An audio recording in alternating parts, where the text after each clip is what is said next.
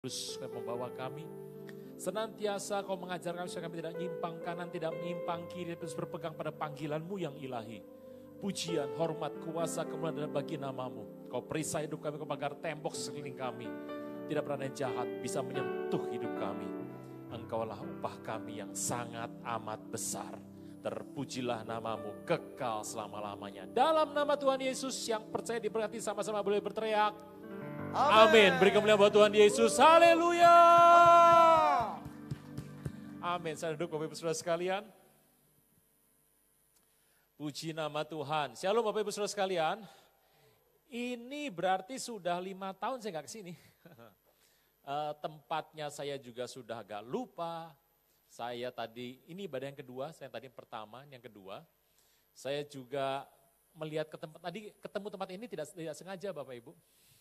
Saya lihat tempatnya, ternyata sudah 5 tahun tidak ke sini karena pandemi. Anda bisa tahu karena pandemi ada banyak hal yang berubah. Anda melihat bahwa hari-hari ini situasinya berbeda dengan masa yang sebelum pandemi. Saya ibadah yang pertama tadi jam 10:30, saya melihat yang hadir berbeda orangnya. Yang saya lihat sudah berbeda, yang ibadah sekarang ini berbeda juga. Bapak Ibu, saya mengerti bahwa pandemi mengubah banyak hal. Nah, hari-hari ini saya mengajak Bapak Ibu untuk melihat satu peristiwa. Pernah enggak Bapak Ibu, Anda diberi tugas oleh pemimpin Anda, oleh atasan Anda, waktu Anda sedang mengerjakannya tiba-tiba ada sesuatu yang menghalangi. Banyak orang berpikir memang halangan itu berasal dari kuasa kegelapan. Saya juga tahu memang begitu. Tetapi kalau Bapak Ibu Anda mengerti, iblis itu selalu akan menahan Anda, tujuannya satu. Kalau Anda tanya, Pak di muka bumi tujuan Anda apa sih? Apa tujuan Anda di muka bumi ini? Sebetulnya Tuhan mengatakan bahwa tujuan Anda di muka bumi ini dan saya di muka bumi ini ada, kita dibentuk serupa dengan segambar dengan Tuhan. Serupa dan segambar dengan Tuhan Yesus. Itulah adalah tujuan akhir dari kehidupan Anda dan saya. Dibentuk, makanya kalau Anda terima satu yang gak enak, satu hal yang mengubah hidup Anda, satu hal yang merupakan, ini seperti berat, tujuan cuma satu. Supaya Anda dibentuk menjadi serupa dengan gambaran Kristus.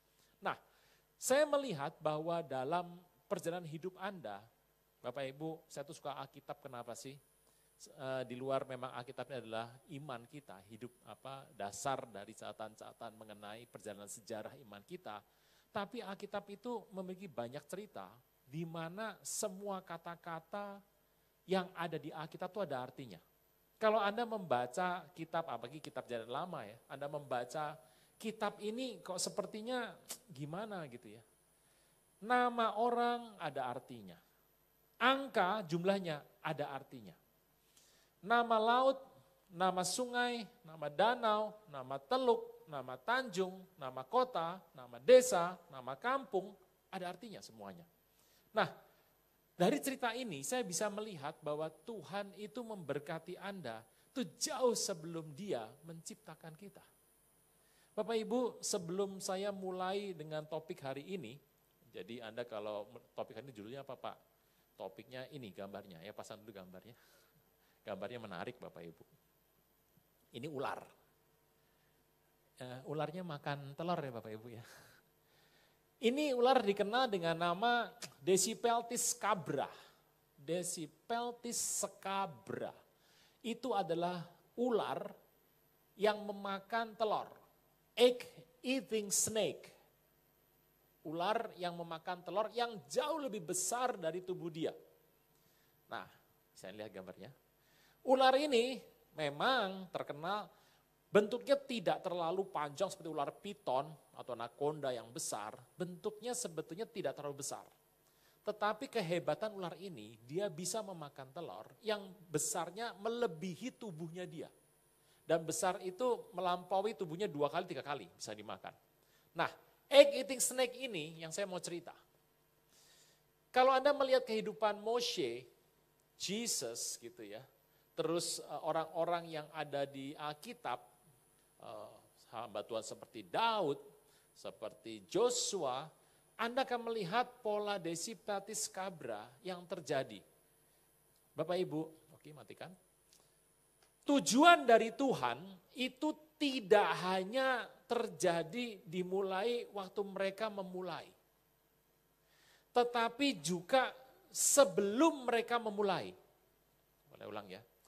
Tujuan dari Tuhan itu tidak hanya terjadi setelah mereka memulai. Tapi sebelum mereka memulai. Kalau Anda melihat, iblis tahu nggak sih? Tuhan tuh mau pakai, Bapak Ibu, Tuhan sayang semua orang sama.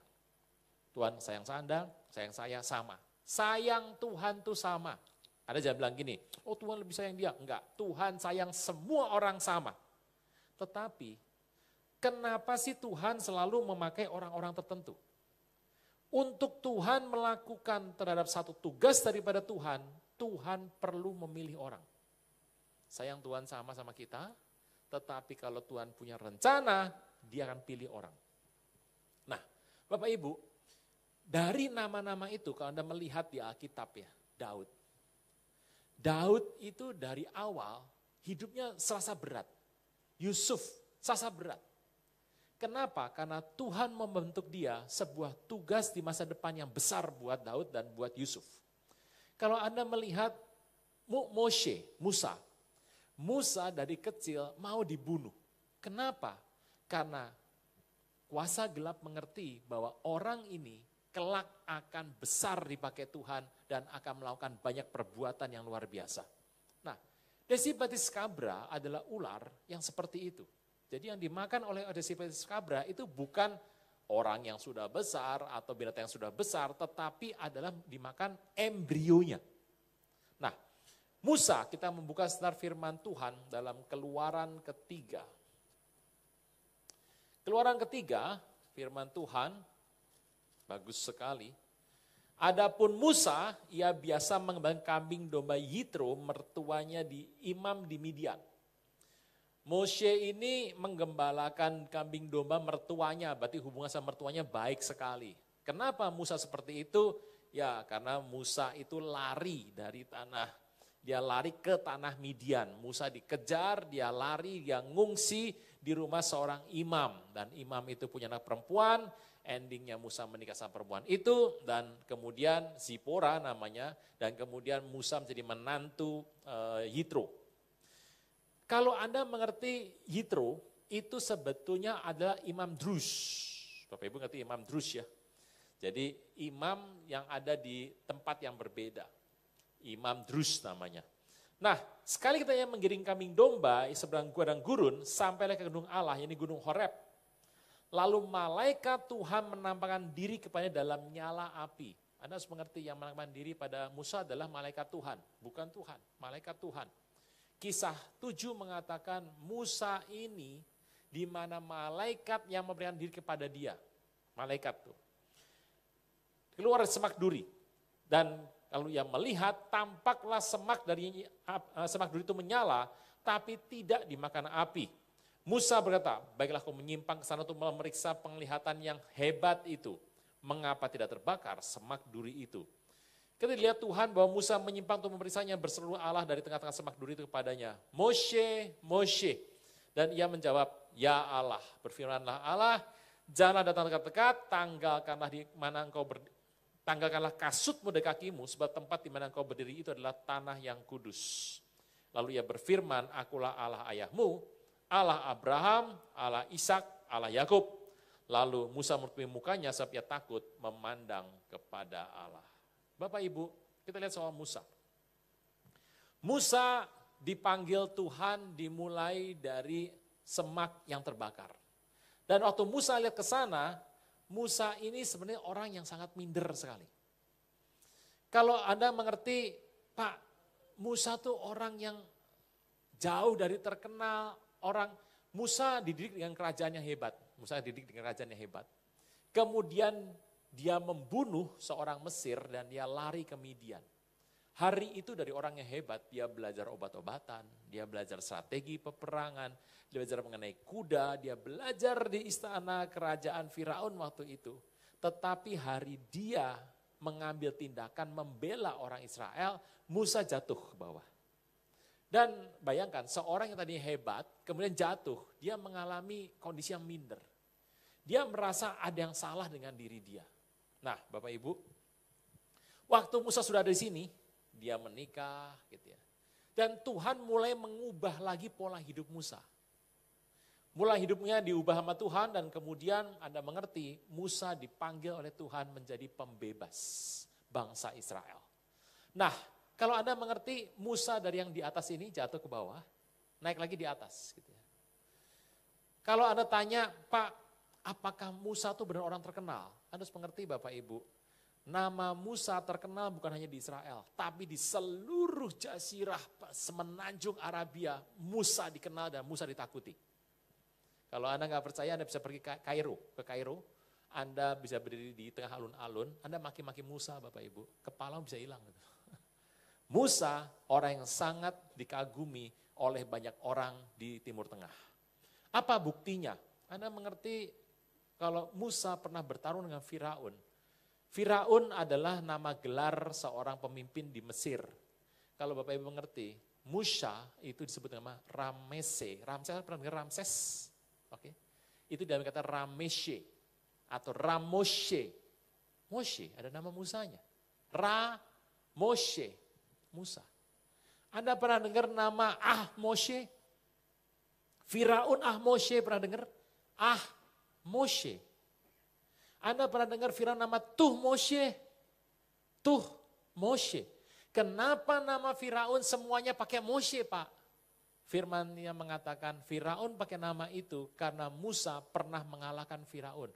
Firaun itu artinya adalah hanya bisa dikalahkan oleh dewa. Firaun, only beat by God. Hanya bisa kalah oleh dewa, artinya di muka bumi ini dia tidak terkalahkan. Tetapi Musa bisa mengalahkan Firaun. Sejak itu, nama-nama Firaun dan orang-orang yang berada di dalam generasi Firaun itu menggunakan nama Moshe. Firaun Ramses, Moshe, Moshe, semuanya pakai nama Moshe. Moshe betul-betul menjadi orang yang terkenal di Timur Tengah. Bapak Ibu, nama Moshe adalah nabi nomor 1 yang ada di firman Tuhan. Elia nomor 2, tapi kita percaya bahwa kita percaya Tuhan Yesus yang terhebat. Nah, sepi. Ya, Bapak Ibu. Nah, lalu dipanggillah satu ketika. Ketemu sama Tuhan, Tuhan panggil. Lalu Musa ayat 6, lagi ia berfirman, akulah Allah ayahmu, Allah Abraham, Ishak dan Yakub. Musa mempunyai sebab ia takut memandang Allah dan Tuhan berfirman, aku telah memperhatikan dengan sungguh-sungguh kesengsaraan umatku di tanah Mesir. Aku telah mendengar seruan mereka disebabkan oleh pengerah-pengerah mereka. Ya, aku mengetahui penderitaan mereka. Sebab itu aku turun melepaskan mereka dari tangan orang Mesir untuk mereka keluar dari negeri itu, suatu negeri yang baik dan luas, suatu negeri yang berlimpah-limpah susu dan madunya. Ke tempat orang Kanaan, orang Het, orang Amori, orang Feris, orang Hewi dan orang Yebus. Sekarang seruan orang Israel telah sampai kepadaku, juga telah kulihat betapa kerasnya orang Mesir menindas mereka. Jadi sekarang pergilah. Aku mengutus engkau kepada Firaun untuk membawa umatku orang Israel keluar dari Mesir. Tapi Musa berkata kepadanya, sopo aku ini dan yang akan membawa orang Israel keluar dari Mesir. Bapak Ibu, who am I? Siapa aku Tuhan? Yang pertama, Musa betul-betul merasa minder atas perintah Tuhan. Musa merasa dia tidak mampu. Dia sudah lari dari Firaun, sudah berganti Firaunnya. Dia lari dari Firaun dan dia berpikir, udahlah, hubunganku selesai dengan Firaun. Tetapi Tuhan berkata, engkau kembali ke Mesir, bawa umatku keluar dari sana. Dan Musa berkata, siapa aku ini? Maka aku yang menghadap Firaun dan bawa orang Israel keluar dari Mesir. Bapak Ibu, saya mengerti bahwa orang itu, kita disebut orang yang beribadah kepada Tuhan, beribadah. Ibadah itu artinya kerja. Anda pernah ketemu orang, Anda mau pergi keluar kota ke bandara, Anda bertemu sama tukang taksi, Pak cepat ya Pak ya.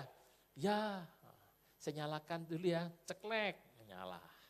Sambil Anda disetir cepat, Anda duduk, Anda melihat-lihat, Anda berkata pada tukang taksi, Pak, kalau Bapak sudah lama nyetir taksi, tuh taksi bilang gini, ya ada aja Pak. Dia berkata lagi, biasa bawa taksi gimana?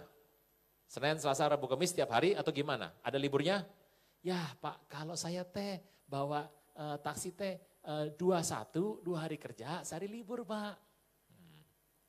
Ada tanya lagi sama dia, kalau Anda bawa taksi sampai malam itu jam berapa? Ya Pak, dia jawab, ya kondisi mah tergantung Pak. Ya kalau lagi sepi sampai malam jam 11 saya baru pulang. Tetapi kalau cepat jam 10 sudah pulang Pak. Ya tergantung aja Pak. Anda tanya lagi sama dia begini. Pak, nggak capek bawa taksi begini? Dia akan menjawab begini, dengar ini. Pak, kan kerja ibadah. Pernah dengar Bapak Ibu? Pernah dengar ya? Kerjakan ibadah. Kok mereka bisa bilang kerja itu adalah ibadah? Abodah diambil dari bahasa di Timur Tengah menjadi akar kata dari ibadah. Abodah artinya adalah bekerja. Nah Bapak Ibu, dari kata abodah, ibadah, hari Anda beribadah. Antara bekerja dan beribadah, itu sebetulnya cirinya satu. Tidak ada 2 ciri sana. Pak, saya kalau ibadah itu sungguh-sungguh sama Tuhan, Pak, kalau nyembah, tangan terangkat, malaikat, aduh ngeri semua. Tetapi begitu Senin sampai Sabtu, waduh, tanduk meninggi. Bapak Ibu, cerita ini kita harus mengerti bahwa dalam hidup Kristen, ibadah dan kerja adalah sama. Tidak ada bedanya. Di tempat di mana engkau beribadah, disitulah tempat di mana engkau bekerja. Nah Bapak Ibu kalau Anda melihat kisah ini, Anda akan mengerti. Waktu Anda beribadah, kalau Anda di ibadah itu menyembah Tuhan, ya di kerja menyembah Tuhan. Kalau Anda di ibadah tidak ngambil uang, ya di kerja nggak ngambil uang. Karena meja Anda waktu Anda ibadah sama dengan meja Anda waktu kerja. Kita orang percaya punya satu tujuan yang sama. Ibadah adalah ciri yang rendah hati di hadapan Tuhan. Musa mengatakan, siapa aku? Who am I? Tuhan mengatakan pada Musa, bukankah aku ayat 12 yang menyertai engkau? Tuhan katakan kepada Musa, bukankah aku yang menyertai engkau? Inikah tanda bagimu bahwa aku telah mengutus engkau? Apabila engkau telah membawa bangsa ini keluar dari Mesir, maka kamu akan beribadah kepada Allah di gunung ini. 1. Musa bertanya, aku ini siapa? Tuhan berkata, engkau orang yang aku tunjuk. Ibadahnya sama kerjanya ada kesamaan.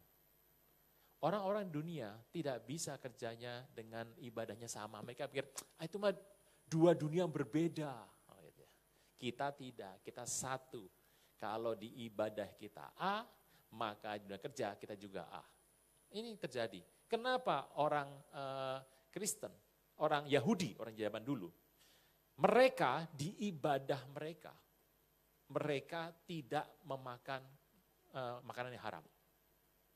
Itu sebabnya di setiap kehidupan mereka sehari-hari, mereka tidak makan yang haram.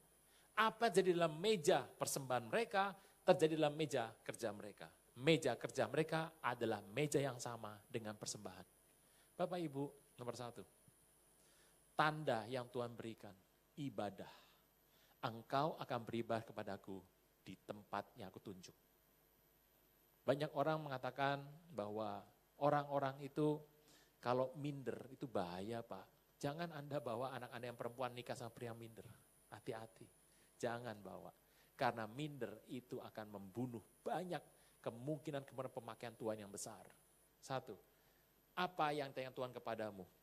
Tuhan akan menjawab, bukankah aku yang menyertai engkau? Tempat di mana engkau berada dalam ibadahmu harus sama dengan tempat di mana engkau berada dalam pekerjaanmu. Sebab bekerja adalah ibadah dan ibadah adalah bekerja.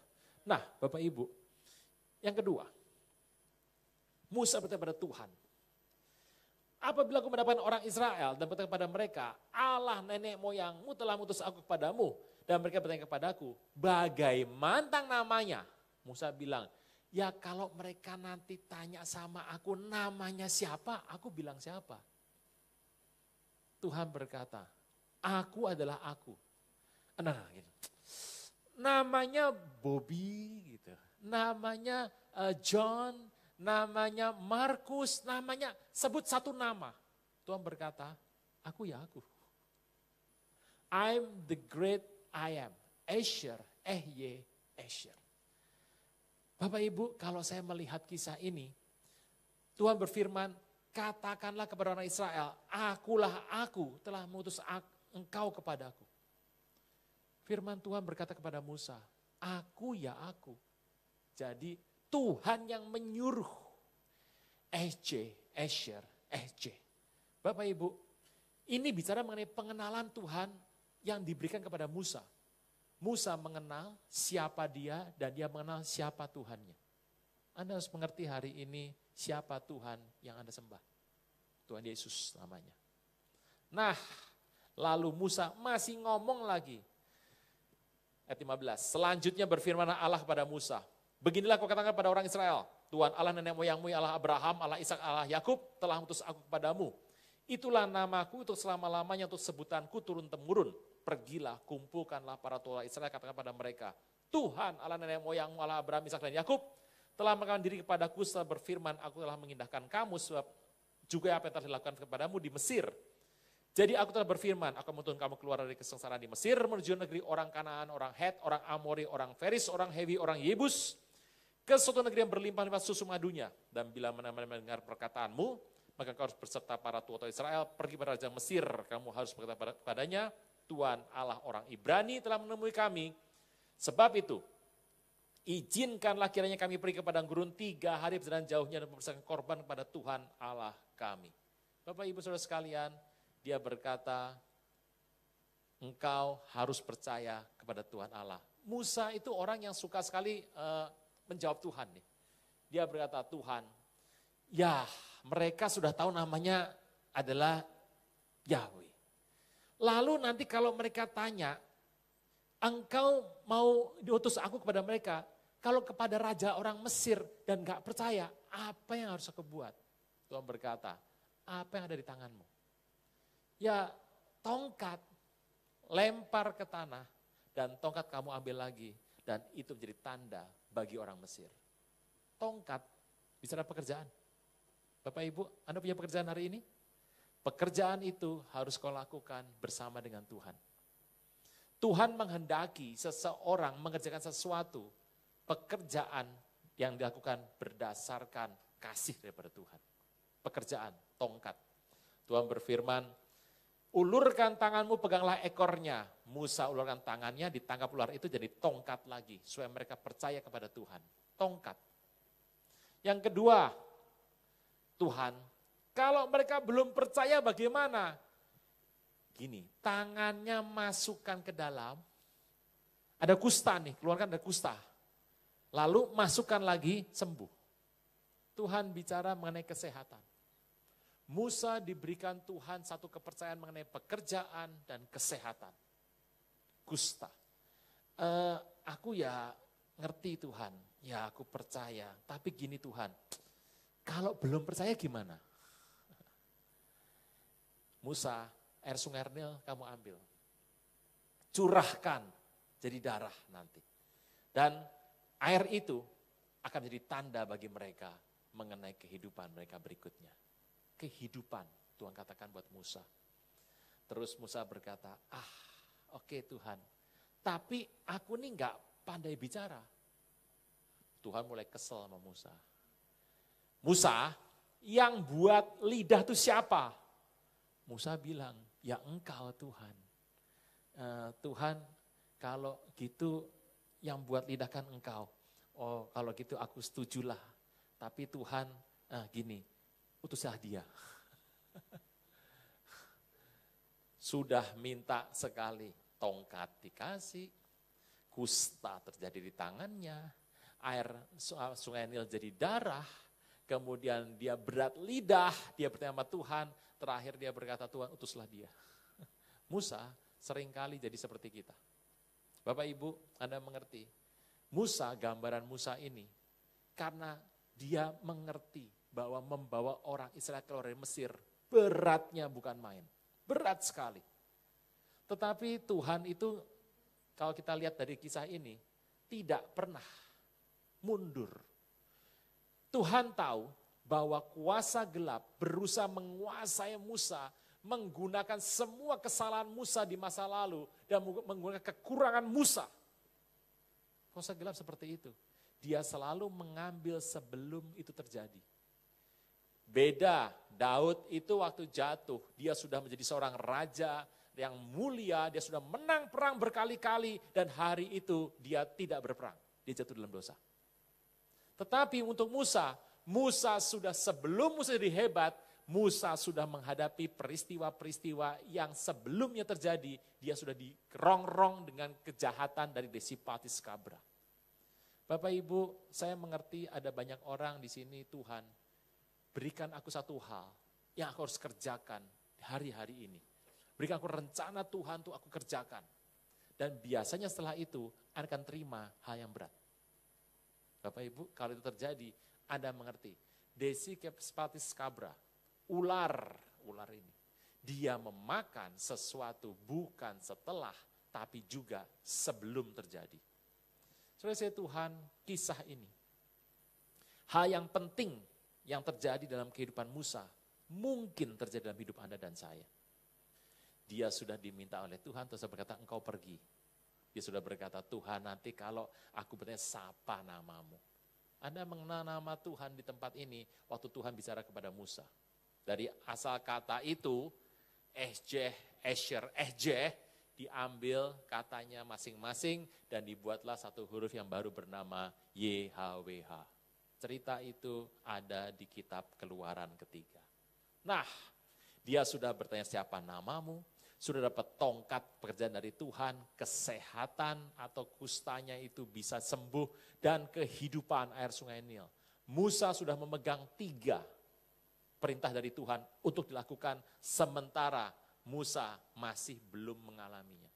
Apa yang terjadi? Dia berkata, aku ini berat lidah. Sampai Tuhan berkata, oke, nanti aku suruh abangmu untuk menjadi pembicara. Tetapi pilihannya jatuh atas Musa. Saudara Tuhan, cerita itu membangkitkan murka Tuhan. Ayat 14.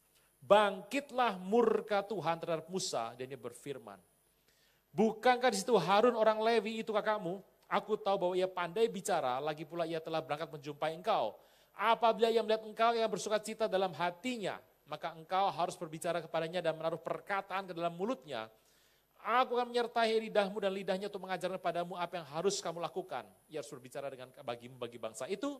Dengan demikian ia akan menjadi penyambung lidahmu dan kau menjadi seperti Allah baginya.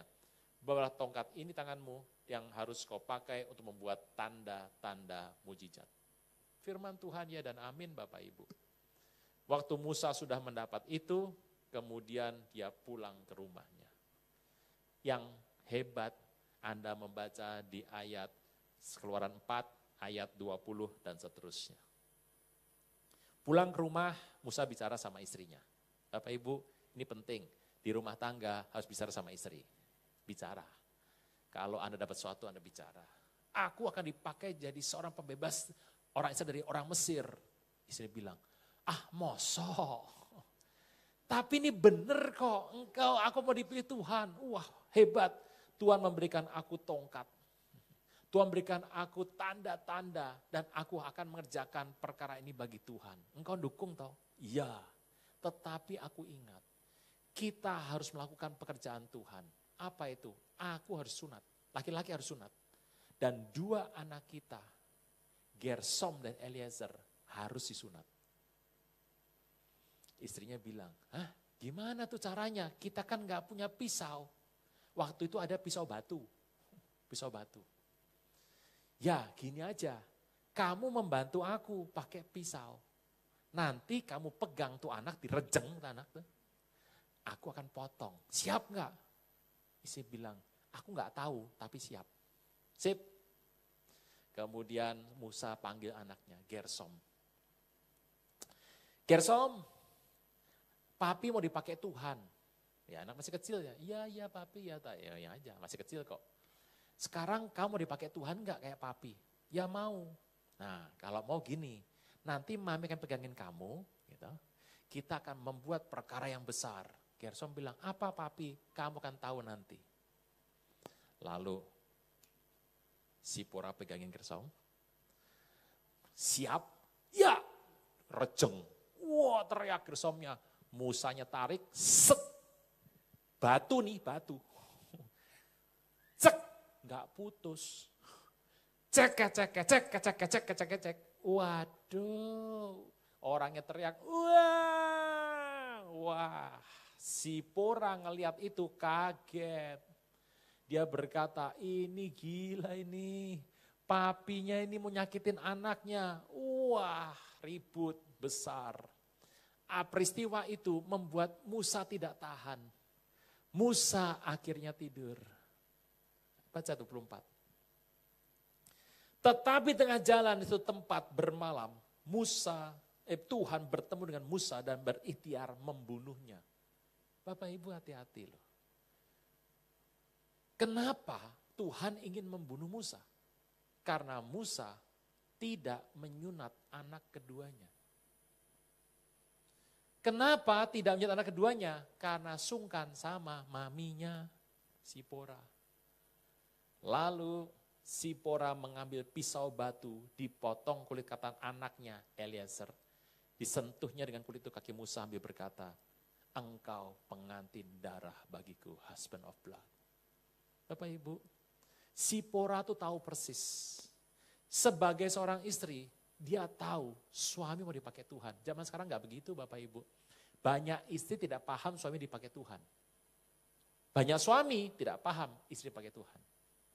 Banyak anak tidak paham ayahnya dipakai oleh Tuhan. Banyak ayah tidak paham anaknya dipakai oleh Tuhan. Tetapi itu semua tidak ada di sini. Di sono, bukan di sini. Sono. Nah Bapak Ibu. Sipora tahu persis bahwa tindakan yang dia buat itu akan beresiko banyak hal. Sipora mengambil pisau. Lalu dia dekati Eliezer. Lagi tidur Eliezer nih. Ditarik. Set. Cek. Putus langsung. Hati-hati sama Sipora. Putus. Sekali putus. Lalu dia ambil kulit katannya. Sentuh kaki Musa. Husband of blood. Dengan cerita itu. Maka Tuhan tidak jadi membunuh Musa. Bapak Ibu, satu hal yang penting Anda mengerti hari-hari ini. Kenapa peristiwa ini terjadi? Tuhan sedang membentuk satu rumah tangga yang indah. Kalau Tuhan mau pakai Musa, maka Zipora, Gersom, dan Eliezer harus paham kisah itu. Kalau Tuhan mau dipakai Musa, mereka harus mendukung Musa untuk menjadi seorang kepala. Firman-Nya adalah Keluaran 3, Keluaran 4 berkata, Tuhan membentuk rumah tangga Musa menjadi kelak seorang pembebas bagi bangsa Israel. Bapak Ibu hari ini yang indah lagi, Musa setelah menerima kisah itu, dia datang sama Yitro, minta restu dari Yitro, dari mertuanya. Minta restu mertua penting Bapak Ibu. Di sini belum menikah semua ya, oke. Bapak Ibu, minta restu Yitro. Dan Yitro merestui Musa. Pergi. Yitro berkata pada Musa, ayat 18. Pergilah dengan selamat. Cerita itu ditutup dengan sebuah kisah perjalanan hidup Musa. Dan apa yang terjadi dalam hidup Musa, Anda bisa melihat dengan foto, Anda melihat masing-masing. Cerita yang sama. Yang tidak akan ditinggalkan Musa kalau Musa ingin mengikut Tuhan. Sebab kalau ada satu hal ditinggalkan Musa, takutnya iblis berbentuk ular akan menjadi ular pemakan telur. Dia akan mengambil bagian sebelum itu dan menghalangi Musa dipakai oleh Tuhan. Bapak Ibu, hari ini di antara kita mungkin tidak ada orang seperti Musa dan mungkin tidak ada orang yang melakukan hal seperti Musa. Tetapi hari ini Tuhan mengajarkan bagi Anda dan saya satu hal yang Anda harus kerjakan di waktu akhir. Di waktu akhir ini Tuhan sedang mengajarkan begitu banyak hal yang luar biasa. Saya tidak berkata dalam waktu 9 tahun lagi akan rapture ya. Bisa rapture, tapi saya nggak bilang bahwa itu akan rapture. 9 tahun atau 10 tahun dari tahun kemarin, itu 10 tahun, ini bicara hal yang penting. Banyak orang berkata, mendengarnya dan berkata, itu hal yang biasa. Ada sebuah seminar dan pembicaranya orang bule. Dan orang bule ini dari banyak pembicara, ada 3 yang berbicara hal yang sama. 3 orang ini adalah Nicky Gamble. Saya tahu Bapak Ibu nggak pernah dengar lah Nicky Gamble siapa. Nicky Gamble dari Anglikan Katolik. Yang kedua ada Rick Warren. Anda pernah dengar Rick Warren mungkin ya. Orangnya tinggi besar, orang Protestan. Yang keempat Billy Wilson. Seorang Pentakosta karismatik, tokoh dari Empower 21 yang sudah ganti nama menjadi Everyone. Nanti bulan Juli akan ada di Sentul. Gitu ya. Nah, 3 orang ini berbicara hal yang sama dalam kurun waktu 10 tahun, 2023 sampai 2033, 10 tahun, sekarang sudah 9 tahun. Tuhan akan bertemu dengan banyak orang dan orang akan bertemu Tuhan secara otentik. Siapa yang bertugas? Anda dan saya. Anda harus tahu bahwa pola gereja itu tidak seperti masa lalu. Kalau masa lalu itu gini, kumpul orang, kita mau buka gereja. Yuk kita sekarang, semua gembala ingin gerejanya penuh. Tetapi ciri yang terbaik diambil dari Peter C. Wagner mengatakan, penginjilan terbaik adalah buka gereja. Makanya kita dikenal, dulu kita menganut pengajaran dari Peter C. Wagner. Kita buka gereja, buka di sini, buka di sini, buka di sini, buka di mana-mana, penuh sendiri. Orang tidak perlu diinjili, orang tidak perlu datang kita ngajari untuk pertobatan, orang datang bertobat sendiri. Mudah sekali untuk membawa orang ke gereja atau bertobat pada zaman tahun 90, tahun 80 sampai 90 atau sampai tahun 2000. Hari itu saya nggak perlu susah nginjil orang, saya bawa aja teman saya. Kamu datang 1 kali ke gereja, kalau nggak enak nggak usah datang lagi. Bawa ke gereja, duduk. Dengar pujian penyembahan, khotbah, pulang dia berkata, minggu depan masih ada nggak? Datang lagi minggu depan. Habis itu datang sendiri, bertobat habis itu. Mudah sekali.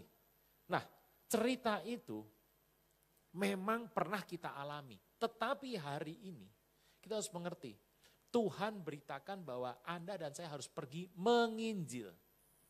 Pergi beritakan kabar baik kepada orang-orang yang belum kenal siapa Tuhan. Dalam kurun waktu 10 tahun ini, 9 tahun sekarang ya, tahun depan sudah 8 tahun depan, akan menjadi tahun yang Tuhan perintahkan kepada Anda untuk melakukannya. Untuk apa? Untuk persiapan. Anda melihat dalam 10 tahun ini, saya nggak bilang 10 tahun rapture ya, saya nggak akan ngomong itu. Tapi saya berkata bahwa bisa rapture, tapi saya tidak bicara rapture hari ini. Dalam 10 tahun ini, engkau akan melihat perubahan-perubahan di muka bumi yang banyak sekali. Perubahan pertama adalah perubahan yang terjadi bahwa iklim berubah. Anda ngelihat iklim berubah? Bahwa kita ada negara Khatulistiwa, tetapi bencana-bencana, angin ribut, banjir besar terjadi di Khatulistiwa. Hal yang tidak mungkin sebetulnya. Dunia sedang berubah. Dan iklim yang berubah ini mengakibatkan perubahan panen raya. Orang yang bertambah demikian banyak, rebutan makanan. Dan itu menjadi sulit. Di beberapa kota besar Anda belum melihat. Tapi di bagian Indonesia sebelah sana atau sebelah sana, sudah mulai mengalami. Terjadi perubahan politik, perubahan ekonomi, sosial, dan budaya, dan perubahan teknologi menjadi yang paling penting untuk Anda perhatikan. Bapak Ibu, hari-hari ini Tuhan minta, Anda harus berperang secara rohani. Dalam kondisi bahwa Anda mengerti kuasa gelap, kadang-kadang dia bekerja, Anda sedang bekerja luar biasa, dia bertemu dengan Anda. Tetapi jangan lupa, yang kedua adalah sebelum orang melihat Anda berjuang secara luar biasa, kuasa gelap sudah menitik seseorang bahwa orang ini kelak akan dipakai oleh Tuhan. makanya dia akan dibunuh sebelumnya. Kalau ini dua terjadi, Anda bisa pilih Anda mau yang mana. Tapi Tuhan katakan, Desipetis Cabra, cara iblis membunuh dan memakan telurnya sebelum menjadi seekor binatang, Tuhan sudah mengatakan Moshe adalah contoh yang baik.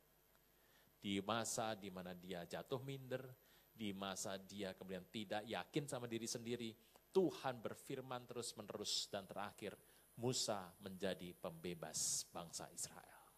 Bapak Ibu, hari ini berdoa. Gimana Tuhan membawa Anda? Bagaimana cara Tuhan bawa Anda? Saya percaya Tuhan akan memberkati Anda berlimpah-limpah. Bangkit berdiri.